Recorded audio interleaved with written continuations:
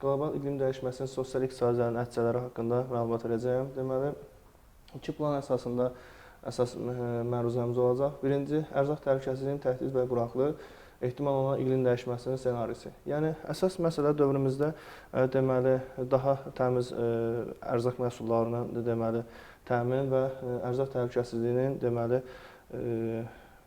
ərzaq təhlükəsizliyi ilə deməli, mübarizədir dövrümüzdə. Ehtimal olan iqlim dəyişmələri ssenarisi nədən ibarətdir? Biz iqlim dəyişmələri ssenarisi nədə görürük? Bu məsələlərlə bağlı sizə ətraflı məlumat verməyə çalışacağam. Deməli, ərzaq təhlükəsizliyinin təhdidi və quraqlıq, deməli, ilkin olaraq deyəcəyik ki, iqlim dəyişmələrinin qlobal bir proses deyil, lakin onu biz ümumilikdə lokal olaraq yaşayırıq. Çünki, deməli, iqlim dəyişiklikləri hər bir ərazidə fərqli, deməli, təzahürlər formalaşdırır. Bu, o deməkdir ki, geniş əhatə dairəsi onun barəsində ümumi fikir söyləmək imkanlarımızı çətinləşdirir. Lakin iqlim dəyişmələri insan inkişafını ləngidən 4 xüsusi istiqamət üzrə ümumi müraciətdə söyləmək mümkündür. Kənd təsərrüfatı məhsuldarlığının aşağı düşməsi deyəcəyik. Birincidə, deməli, kənd təsərrüfatı ümumilikdə bilirik ki, ölkə iqtisadiyyatının ən vacib faktorlarından biridir ki, kənd təsərrüfatının inkişafına dünya üzrə deməli 900 milyon nəfərdən çox birbaşa gəlir mənbəyi kənd təsərrüfatı olan insanlar yəni bu sahə ilə məşğuldurlar. İqlim dəyişmələri ssenarisi və quraqlıq yağıntılarının paylanması sxemində dəyişikliklərə əlaqədar deməli Sahara və Cənub-Şərqi Asiyada məhsul istehsalına ciddi mənfi təsir göstərə bilər. Alimlərin hesablamalarına görə, əgər lazımi qabaqlayıcı tədbirlər görülməsə, iqlim dəyişmələri nəticəsi kənd təsərrüfatının ərzaq təhlükəsizliyinin təzyiqinin nəticəsi olaraq 2080-ci ilədək 600 milyon insan kəskin qida çatışmazlığına əziyyət çəkəcəkdir. Bunun indi biz ümumi dünya təzahüründə düşündükdən sonra artıq məsələn bunun sırf bizim, yəni Azərbaycan deməli mövqeyində vəziyyət nə yerdədir, yaxud da ki, sırf bizim Naxçıvan Muxtar Respublikasında vəziyyət nə yerdədir. Hazırda bildiyimiz kimi dövrümüzdə quraqlıqla, yəni iqlim dəyişikliyinə bağlı qarşıda duran çox çətin bir deməli dövrlərdə keçirir Azərbaycan Respublikası və eyni qaydada Naxçıvan Muxtar Respublikası. Biz hazırki dövrdə, yəni bildiyimiz kimi Azərbaycan və Naxçıvan Muxtar Respublikası, Azərbaycanın bəzi yerləri və Naxçıvanda əsas yer götürdüyümüz Naxçıvanda deyəcəyik ki, iqlim deməli, yəni yağıntılar əsasən ilin soyuq dövrlərində düşür. İlin soyuq dövrlərində düşdüyünə görə deməli biz artıq bu dövrlərdə yəni əkinçilik, yəni təsərrüfatlara məşğul ola bilmirik və ona görə də Naxçıvan Muxtar Respublikasında su anbarlarının yaradılmasına labüd vəziyyət yaranmışdır və su anbarları yaradılmışdır ki, həmin su ehtiyatlarını səmərəli istifadə edilsin. Lakin buna baxmayaraq yenə də yəni, su problemləri, yəni su ilə çatışmazlıq məsələləri meydana çıxmışdır. Hazırki dövrdə deməli tək ümumilikdə Azərbaycan Respublikası daxilindən götürəndə deyəcək ki, su sistemlərində idarə etmədə deməli iyerarxiya sistemi hakimdir və idarəetmə yerli orqanlar tərəfindən deməli idarəetmə orqanları tərəfindən, yerli idarəetmə orqanları tərəfindən deməli aparılır. Ancaq bildiyimiz kimi bu da suyun çatışmazlığında həmçinin həm bir tərəfdən deməli iqlim dəyişikliyi, bir tərəfdən də su problemləri, həmçinin də suyun paylanmasında olan problemlər kənd təsərrüfatında deməli inkişafına çoxlu ləngidən məsələlər olmuşdur. Yəni burada belə bir problemlər ortaya çıxır ki, suyun paylanmasında yerli icra hakimiyyəti orqanlarının dövlət nəzarətinə itməsi və artıq bəzi təsərrüfatların həddindən artıq su alınması, yaxud da demək olar ki, su ilə az təmin olunmasını gətirib çıxardı. Bu da demək olar ki, dövrümüzdə hazırki vəziyyətdə deməli təsərrüfatın artıq ləngiməsinə və kənd təsərrüfatının inkişafına çox mənfi təsir göstərir. Bunun üçün artıq dövrümüzdə artıq bununla bağlı tədbirlər həyata keçirməyə başlanmışdır. İstər dünya təcrübəsində, istər Azərbaycan təcrübəsində artıq həyata keçirməyə başlanan deməli ağıllı sistemlərin tətbiqinə deməli gətirib çıxarmış məsələ ki, artıq torpaqlarda deməli nümunə üçün bəzi yerlərdə, yəni alternativ olaraqdan bəzi yerlərdə bu sistemlər artıq tətbiq olunmağa başlamışdı. Ağıllı sistemlərin tətbiqində artıq deməli ağıllı sistemlərin tətbiqində istər kosmosdan götürülən şəkillər, istərsə də ki, yerli deməli təsərrüfat sahələrinin yerləşdirilmiş sensorlar vasitəsilə deməli torpağın rütubətini müəyyənləşdirib həmin torpaqlara ehtiyac olduğu qədər rütubətin deməli həm suyun verilməsi, yaxud da ki, istərsə də pestisidlənmə, gübrələnmə vasitəsilə, yəni hansı yerlər daha az inkişaf edir, hansı yerlər daha çox inkişaf edir və bu yerlərə deməli həmin siqnallar, yəni ki, sensorlar, quraşdırılmış sensorlar vasitəsilə mərkəzə siqnallar ötürülür və həmin anda yerindəcə müdaxilə olunur. Bu demək olar ki, hazırki dövrdə demək olar ki, suyun qənaət edilməsinə və kənd təsərrüfatının inkişafına müsbət təsir göstərəcək amillərdir. Bu sahədə demək olar ki, dünya təcrübəsində daha çox deməli önəm verilir, çünki artıq Amerikada, istər Avropa ölkələrinin əksəriyyətində bu sahədə geniş tətbiqlər olunur. Artıq bu tətbiqlərin Azərbaycanda üzərində də deməli alternativləri, yəni prototipləri işlənir, hazırlanır və insanları maarifləndirməyə deməli başlanmışdır. Maarifləndirmək deyəndə diqqətinizi çəkmək istəyirəm. Bizim kənd təsərrüfatında ümumilikdə iqlim dəyişikliyində ən yaralı yerlərimizdən biri də artıq insanların maarifləndirilməməsidir. Yəni maarifli olmamasıdır. Yəni istər suya, istər digər kənd təsərrüfatı məhsullarına laqeyd yanaşmağıdır. Bunun üçün də yenə də ixtisaslı kadrların xarici ölkələrdə ixtisaslı kadrların hazırlanması və ölkəmizdə yerli, yəni ki, hansı ki təsərrüfatla məşğul olan insanların deməli maarifləndirilməsinə daha çox önəm verilməyə ehtiyac vardır. Digər tərəfdən deyəcəyik su qıtlığının təhlükəsinin artmasında qlobal orta temperaturun 2 dərəcə artması dünyada su resurslarının paylanması fundamental dəyişikliyə səbəb olacaqdır. Himalaya dağlarının buzlaqların əriməsi, Şimal Çin, Hindistan, Pakistan artıq kəskinləşməkdə olan ekoloji problemlər daha şiddətlənəcəkdir. Yəni ki, artıq sel, daşqınlar deməli həmin ərazidə olacaqdır, çünki daimi donuşluqlar var həmin zonalarda. İstərsə də digər tərəfdən həm də su qıtlığının artması artıq dövrümüzdə bildiyimiz kimi su çatışmazlıq məsələləri böyük problemdir. Yəni istər içməli su, istər də ki, kənd təsərrüfatında istifadə olunan su artıq demək olar ki, çox qlobal bir məsələdir. Buzlaqların əriməsi bu zonada ilkin dövrdə sel və daşqınların sayını artıracaqdır. Həmin ərazilərdə daha sonra suvarma əhəmiyyəti, sayda su ehtiyatının azalması və nəticələnə bilər. Bu lakin Artıq Amerikasının buzlaqların əriməsi xüsusilə ad nağlarında və zonasında şəhər ərazisi içməli su ilə təminatı kənd təsərrüfatı hidrotexniki ehtiyaclarının qarşılanmasında problemlərə səbəb ola bilər. İqlim dəyişmələrinin təsiri nəticəsində yenə eyni qaydada biz apardığımız statistik nəticələr 2080-ci ilə qədərdir. 2080-ci ildə su qıtlığından əziyyət çəkən dünya əhalisinin sayı 1,8 milyard nəfərə arta bilər. Hazırki dövrdə də yenə su qıtlığı ilə əziyyət çəkən regionlarımız o qədər də yəni az deyil. Yetərincə su qıtlığı yaşayan ölkələrimiz vardır. Buna görə də su ilə yəni hazırki potensial ehtiyatlarımızla yəni səmərəli istifadə etmək və onların deməli çirkab suya çevirməmək deməli daha məqsədə uyğundur və gələcəkdə bizim su qıtlığımızın yəni su çatışmazlığının qarşısını almağa kömək edəcəkdir. Daha sonra deyəcək ki, ekosistemlərin məhv edilməsi, yəni qlobal iqlim dəyişmələrinin temperaturun 2 dərəcə yenə artması fauna flora növlərinin məhv olmasına təhlükəsini sürətləndirəcəkdir. Alimlərin hesablamalarına görə qlobal orta temperaturun artma həddi əgər 3 dərəcəyə qədər keçidə biləndə canlıların təqribən 20-30% nəslinin kəsilməsi təhlükəsi yaranacaqdır. Hazırda iqlim dəyişikliklərinin öz mənfi təsirini göstərir. Bu sahədə deməli dəniz və okeanlar ekosistemlərinin artıq məhv olmasına gətirib çıxardırdı. 100 milyarlarla insanın qida çatışmazlığı və maliyyə itkisinə əziyyət çəkir hazırki vəziyyətdə. Həmçinin biz deyəcəyik ki, bu dövrlərdə yəni istər nəinki ekosistemin məhv olmasında heyvanlar və bitkilər, artıq insanlar da temperatur dəyişmələrindən deməli çox əziyyət çəkirlər. Məsələn, təsəvvür biz eyni qaydada illik temperatur amplitudu 24 dərəcədən yəni aşağı düşməyən ərazilərdə birdən-birə mənfi temperatur düşəndə həmin insanların o iqlimə uyğunlaşması və uyğunlaşmış insanlar artıq məhv olmaya və demək olar ki, sıradan çıxmağa, eyni qaydada digər yəni soyuq iqlimə öyrəşmiş insanların eyni qaydada temperatur artımını və həmin ərazidə insanların məhv olmasına gətirib çıxardır. İnsan sağlamlığı, yəni insanla başlamışkən biz deyəcəyik ki, insan sağlamlığı risklərinin artmasında bu qlobal iqlim dəyişikliklərinin təsiri vardır. İqlim dəyişiklikləri müxtəlif səviyyədə insan sağlamlığına təsir göstərəcəkdir. Yəni temperatur istiləşməsi nəticəsində malyariya zonasını əhatə edən genişlənərək, yəni malyariya xəstəliyi, insanlarda malyariya xəstəliyi olacaqdır. 400 milyonadakı insan bu xəstəliyə yoluxma riski ilə üz-üzə qoya bilər, yəni bu temperatur artımı.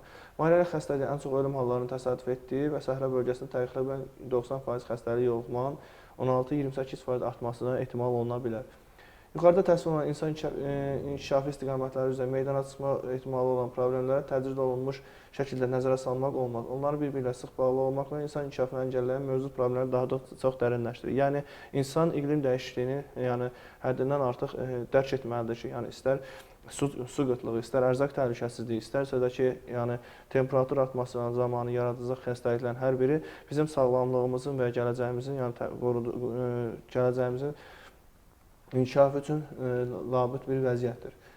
Daha sonra biz mövzumuzda iqlim istiləşməsinin kənd təsərrüfatı bitki örtüyünün təsirindən deyəcəyik ki, aqroiqlim şəraitinin dəyişməsi, yəni bir bitkinin yetişməsi üçün lazım olan iqlim cəmi artıq demək olar ki, bütün dünya üzərində də o qədər də ərazidə deməli hakim deyildir. Amma məsələn biz götürsək ki, Azərbaycan timsalında bu deməli vəziyyəti bizim həddindən artıq demək olar ki, Azərbaycan Respublikasında həddindən artıq aqroiqlim ehtiyatları ilə zəngindir, aqroiqlim ehtiyatları ilə potensialımız güclüdür. Ancaq deməli yağıntıların miqdarının azalması, sərflən radiasiyanın rütubətinin deməli az olmasından quraqlıq, quru küləklərin tez-tez baş verməsi, daxili su hövzələrinin quru suların səviyyəsinin aşağı düşməsi deməli səbəbindən kənd təsərrüfatımızda demək olar ki, labüd yerlənmə baş vermişdir.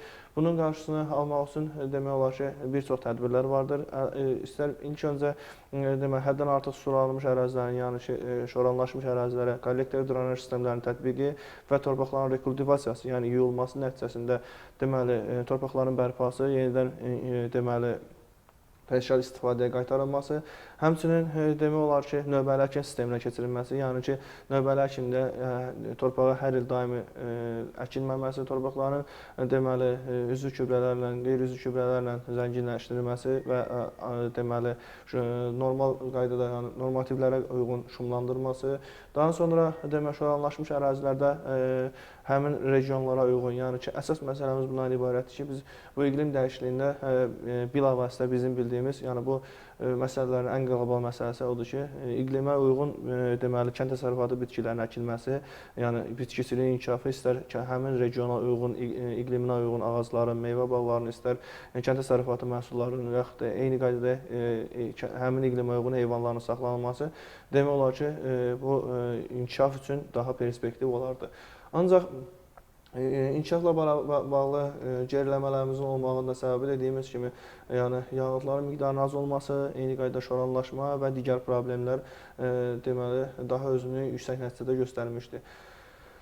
Torpaqların deməli zərərvericilərə qarşı deməli zərərvericilərə qarşı mübarizə aparmalı, pestisidlərlə də yəni vaxtında dərmanlanmalı, yəni hər bir pestisidin deməli torpaqlara verilmə vaxtı müəyyən olunmalı. Eyni qaydada yəni qış vaxtsız pestisidləmə istər torpağı zəhərlənməsinə, istərsə də yeraltı sulara, istərsə də ondan götürəcək qida məhsullarının deməli tərkibinə daxil olması və insanların yeni sağlamlığına təsir göstərə bilər.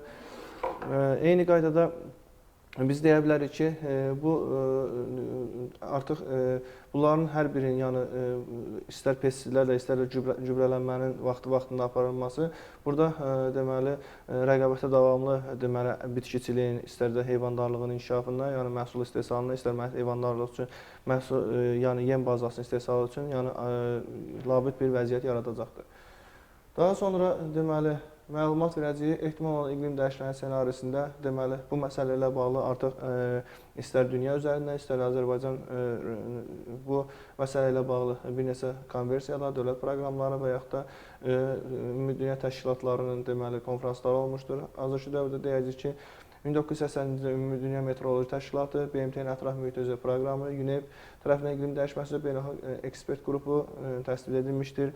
Həmçinin ölkəmizdə keçən ildə keçirilmiş bəs iqlim dəyişmələri konfransı, yəni COP29-da bəs elə bu mövzu ilə bağlı idi. Yəni ki, insanlarda iqlim dəyişikliyinə bağlı fərqindəlik yaratmaq artıq dövrümüzdə, yəni istər günəş enerjisi, istər yəni elektrik enerjisinə, istər suya, istər digər məsələlərə hamısına, yəni ki, hansı ki qarşımızda təhlükə yaradacaq bütün məsələlərə qarşı fərqindəlik yaratmaq və insanları bu sahədə demək olar ki, maarifləndirmək, insanları bu sahədə bilgiləndirməkdir.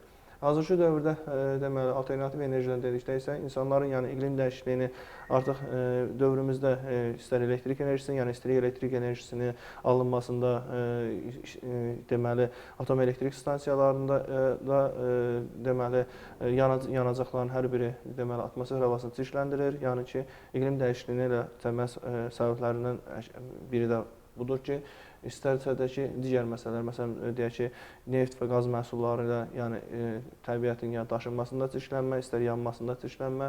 Bu məsələlərdən deməli əsas məsələmiz imtinadır, yəni alternativ enerji keçidir. Alternativ enerji dövrümüzdə artıq istər Azərbaycanda, istər Naxçıvan Muxtar Respublikasında alternativ enerji ilə bağlı bir çox işlər görülmüş, külək turbinləri tikilmiş, günəş panelləri yaradılmışdır. İstər Bayxırda, istər deməli Qabıllı zonasında yaradılmış güləş elektrik stansiyası Naxçıvan elektrik enerjisinə artıq yetərincə deməli dəstək göstərmişdir. İstər külək elektrik stansiyaları, yəni külək turbinləri vasitəsilə, yəni bu artıq alternativ enerjiyə keçid, yəni tullantısız, istər avtomobil nəqliyyatlarının, yəni hibrid avtomobillərin Azərbaycana deməli gətirilməsi, hibrid avtomobillərin istifadəsi qlobal ekoloji, yəni problemin, yəni iqlim dəyişmələrinin artıq demək olar ki, müsbət baxımdan təsir göstərmişdir. Artıq iqlimimizə qarşı biz o sahədə maariflənməmiz daha gücləndirilmişdir bundan bağlı. Demək olar ki, artıq istər demək olar bioenerjidən istifadə, yəni üzvü maddələrdən bioenerji istehsalını, istər dediyim kimi, yəni artıq bizdə o qədər də olmasa dünya təcrübəsində dalğa enerjisindən istifadə, artıq bu sahələrdə biz demək olar ki, geridə qoyduğumuz, yəni keçmiş əsrlərdəki o hansı ki tullantı texnologiyaları bizim üçün artıq çox geridə qalmışdır. İndi artıq həmin dövrlərdə həmin deməli alternativ enerjidən istifadə ilə təbiətə deməli daha az ziyan vururuq. Digər tərəfdən biz məlumat verəcəyik. Deməli, son 50 illərdə atmosferdə metanın konsentrasiyasının artması 1750-dən başlayıb bu günə kimi də artım 151%, yəni 1.5 dəfə artım təşkil etmişdir. Atmosferə metanın əsas artmasının mənbəyi üzv tullantıların yandırılması, heyvanat təsərrüfatının tullantıların çoxalması və s. hesab olunur. Deməli, azot oksidlərinin konsentrasiyası xeyli artmışdır. Bu da torpağın kənd təsərrüfatının becərilməsi, kimya sənayesinin inkişafı ilə bağlıdır. Bunlarla başqa atmosferə az miqdarda xlor, kükürt və s. qazlar qarşılıqları daxil olur. Bütün bu qazlar da atmosferə fasiləsiz daxil olaraq antropogen aerozollar əmələ gətirirlər. Bu da isə radiasiya şəraitini deməli dəyişdirir. Digər tərəfdən deməli iqlimin dəyişməsinin ssenarisinin əsas fizik qanunları nəzərə alaraq riyazi modelləşmə işlənib hazırlanır. Ən mürəkkəb model qlobal iqlim modelləri olub. Burada bir-birlə qarşılıqlı əlaqələrə əks komponentləri, yəni atmosfer, okean və qurunun üst qatları, kryo, biosfer və modellərə aiddir. Bu modellər müasir güclü hesablamalar əsasında yerinə yetirir. Deyəcək ki, hazırki dövrlərdə artıq deməli bir neçə işçi qruplar yaradılıb. Yəni bu sahələrlə bağlı artıq bu işçi qrupların demək olar ki, əksəriyyəti bu məsələ ilə bağlı yaxından yəni işlər görülür, gəlib yerində tanış olurlar. Artıq bu qlobal iqlim dəyişikliyinin məruz qaldığı hansı ki, istər səhralaşma problemləri, istər çayların quruması, istər dənizlərin, yəni hansı ki, göllərin quruması, orada olan deməli bitki, heyvanat aləminin məhv olması, həmin yerlərlə tanış olur. Onlara qarşı deməli olar ki, mübarizə tədbirlərinə bağlı xeyli işlər görülür. Mənim bugünkü mövzum haqqında deyəcəklərim bu qədərdir. Növbəti dərslərimizdə görüşərik. Sağ olun.